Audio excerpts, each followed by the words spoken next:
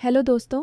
सबसे पहले मैं आपसे रिक्वेस्ट करना चाहती हूँ कि वीडियो देखने के बाद सब्सक्राइब ज़रूर कर लीजिएगा। मैं इन वीडियोस को बनाने में बहुत मेहनत करती हूँ और इसी से मैं अपना खर्चा चलाती हूँ।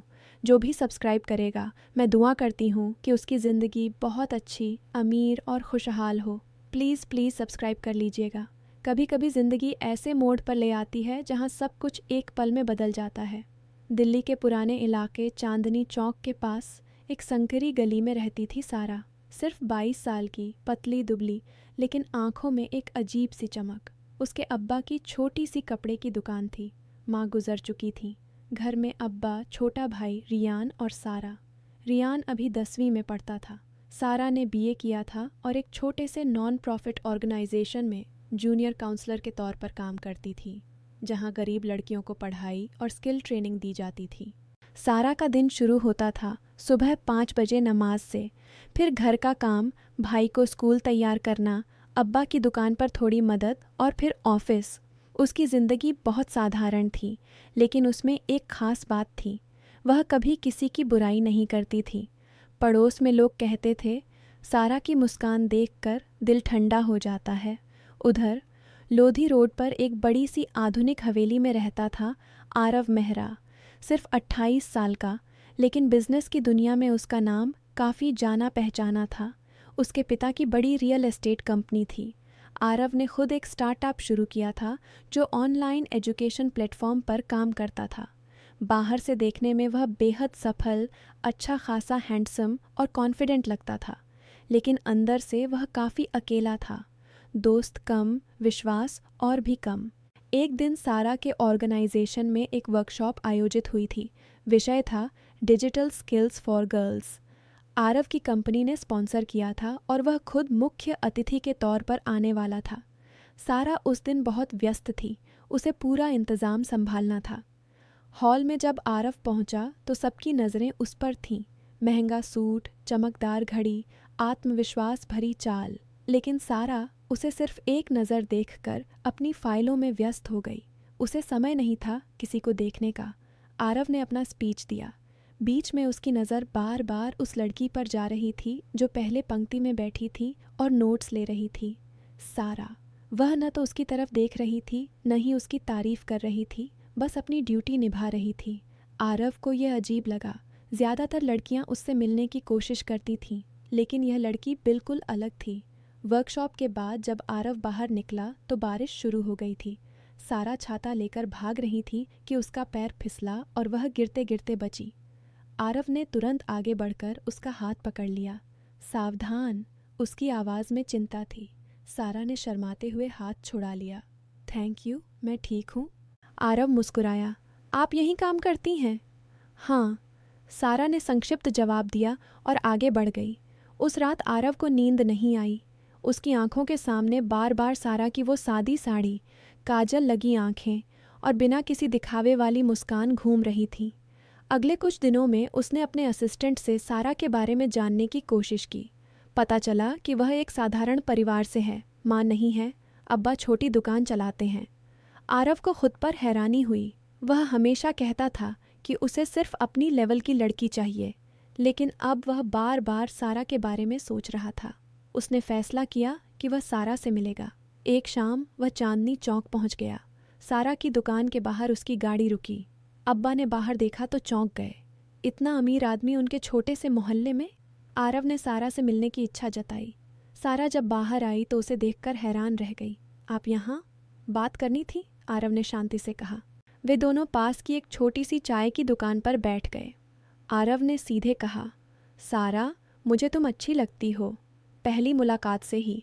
मैं जानता हूँ हमारा बैकग्राउंड बहुत अलग है, लेकिन मैं तुम्हें जानना चाहता हूँ।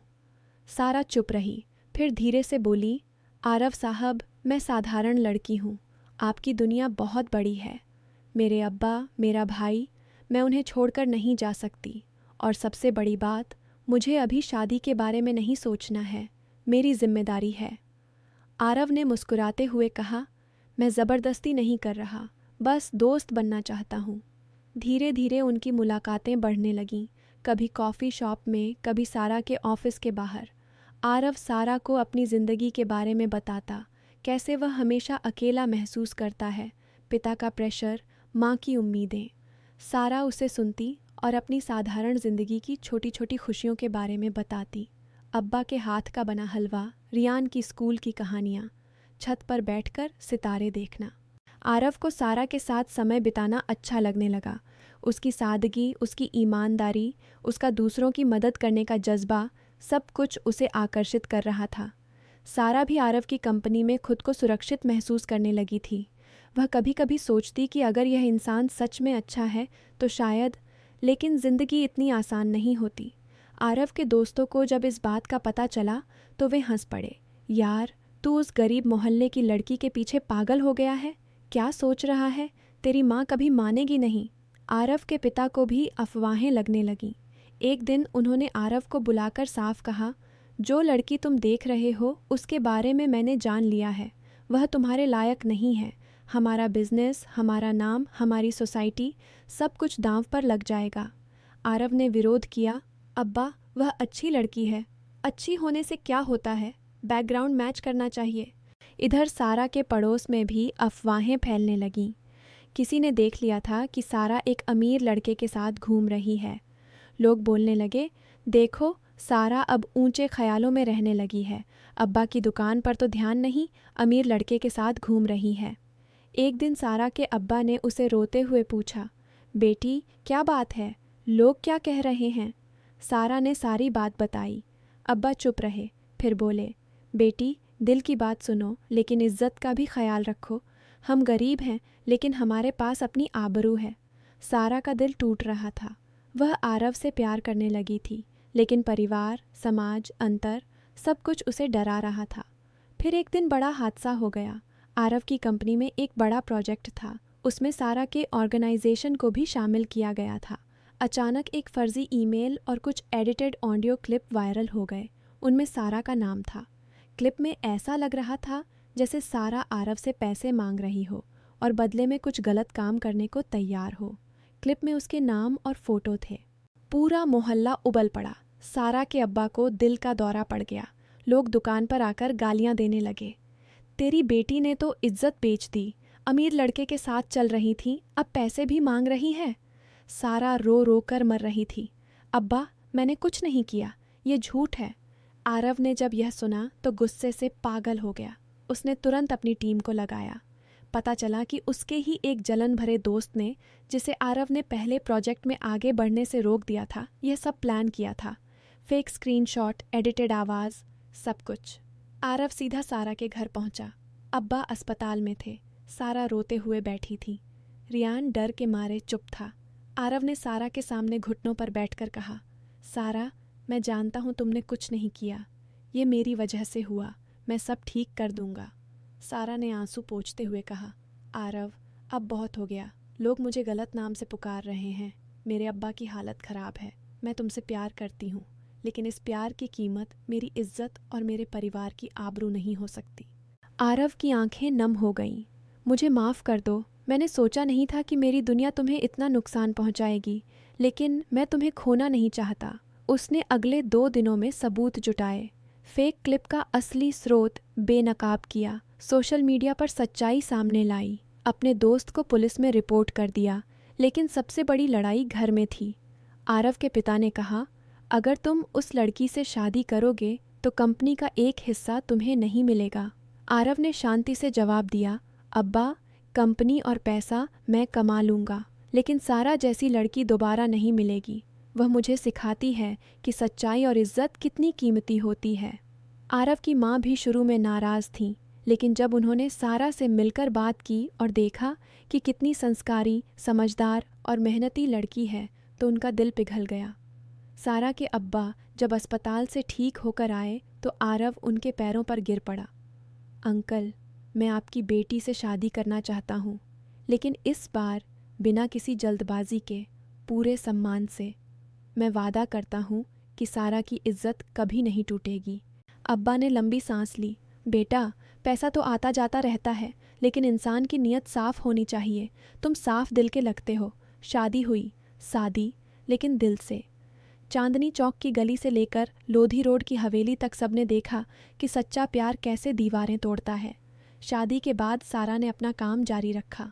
आरव ने उसके ऑर्गेनाइजेशन को और बड़ा बनाने में मदद की। आरव खुद बदल गया था। अब वह गरीबी को सिर्फ पैसों से नहीं बल्कि इंसानों की मेहनत और इज्जत से आंकता था। लेकिन कहानी यहीं ख़त्म नहीं हुई। शादी को 6 महीने बाद आरव के उस पुराने दोस्त ने फिर एक कोशिश की। उसने सारा के पुराने कॉलेज के कुछ लड़कों से संपर्क किया और फर्जी अफवाह फैलाई कि सारा पहले भी किसी से रिलेशन में थी। फिर से सोशल मीडिया पर पोस्ट्स आने लगे। इस बार सारा टूट गई। वह आरव से बोली, मुझे लगता है मैं तुम्हारे लिए बोझ बन गई हूँ। हर बार मेरी वजह से तुम्हें बदनामी झेलनी पड़ रही है। आरव ने उसे गले लगाया और कहा, सारा, तुम बोझ नहीं, मेरी ताकत हो। जो लोग अफवाह फैला रहे हैं उन्हें जवाब मैं दूंगा, लेकिन तुम मुझे कभी छोड़ने की सोचना भी मत। आरव ने इस बार चुप नहीं बैठा। उसने कानूनी कार्रवाई की और सच्चाई सार्वजनिक की। साथ ही उसने एक कैंपेन शुरू किया, स्टॉप फेक रूमर्स, जिसमें लोगों को सिखाया गया कि फर्जी खबरों और एडिटेड कंटेंट को कैसे पहचानें। धीरे धीरे लोग समझने लगे। सारा की इज्जत वापस लौटी। पड़ोस वाले अब उसे सम्मान से देखते थे। एक शाम छत पर बैठे हुए आरव ने सारा का हाथ थामा और कहा, मैंने सोचा था प्यार आसान होगा, लेकिन तुमने मुझे सिखाया कि प्यार में लड़ना भी पड़ता है, इज्जत बचाना भी पड़ता है, और सबसे बड़ी बात, विश्वास बनाए रखना पड़ता है। सारा मुस्कुराई, और मैंने सीखा कि सच्चा इंसान कभी हार नहीं मानता, चाहे दुनिया कितनी भी उल्टी सीधी बातें करे। 2 साल बाद उनकी पहली बेटी हुई। नाम रखा आयना, मतलब आईना जो सच्चाई दिखाता है। आरव अब अपने बिजनेस में भी गरीब बच्चों के लिए फ्री कोर्स चलाता था। सारा अपने ऑर्गेनाइजेशन को और मजबूत बना रही थी। दोनों मिलकर कई लड़कियों की जिंदगी बदल रहे थे। कहानी से हमें यह सीख मिलती है कि सच्चा प्यार सिर्फ दिलों को नहीं जोड़ता, बल्कि इंसान को बेहतर भी बनाता है। जब 2 लोग एक दूसरे पर भरोसा रखते हैं और मुश्किलों का सामना साथ करते हैं, तो कोई अफवाह, कोई फर्जी सबूत, कोई सामाजिक दबाव उन्हें नहीं तोड़ सकता। इज्जत और विश्वास रिश्तों की नींव हैं। कभी किसी की बुराई मत करो, क्योंकि एक झूठी अफवाह किसी की पूरी जिंदगी बर्बाद कर सकती है। और जो गलती करते हैं उन्हें अपनी गलती माननी चाहिए और सुधारना चाहिए। आरव ने अपनी जलन और घमंड छोड़ दिया। उसके दोस्त ने अपनी गलती मानी और माफ़ी मांगी। सारा ने कभी हार नहीं मानी। दोस्तों, याद रखिए, प्यार में सच्चाई सबसे बड़ी ताकत है। चाहे कितनी भी मुश्किलें आएं, अगर दिल साफ है और विश्वास मजबूत है तो हर तूफान गुजर जाता है। दोस्तों, उम्मीद है यह कहानी आपके दिल को छू गई होगी। अगर आपको यह कहानी अच्छी लगी हो तो इसे लाइक करना ना भूलें। अपने दोस्तों के साथ शेयर करें और नीचे कमेंट करके अपनी राय ज़रूर बताएं। ऐसी ही दिलचस्प और भावुक कहानियों के लिए हमारे चैनल को सब्सक्राइब करें। फिर मिलते हैं एक नई कहानी के साथ। आज के दौर में जब दुनिया अपने आप को मॉडर्न, डिजिटल और प्रोग्रेसिव कहकर गर्व करती है, तब भी एक सख्त और शर्मनाक हकीकत जिंदा है, मॉडर्न स्लेवरी।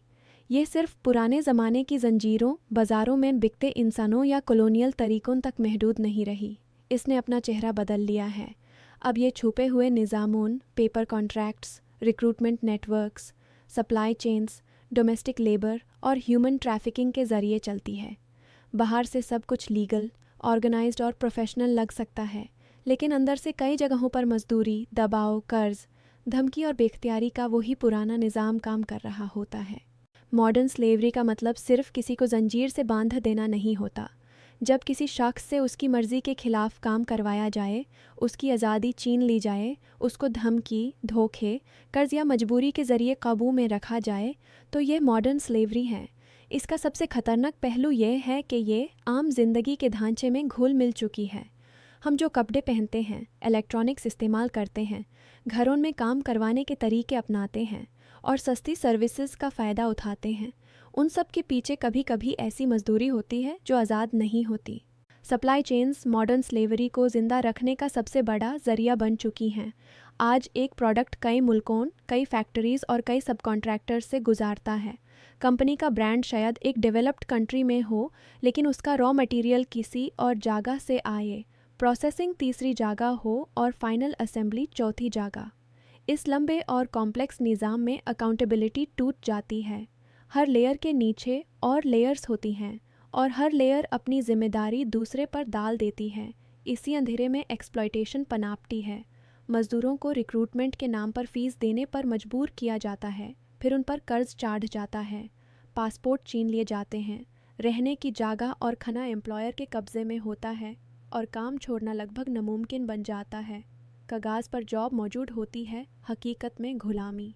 यह निज़ाम अक्सर उन इंडस्ट्रीज़ में सबसे ज़्यादा नज़र आता है जहां सस्ती लेबर की डिमांड बहुत ज़्यादा होती है।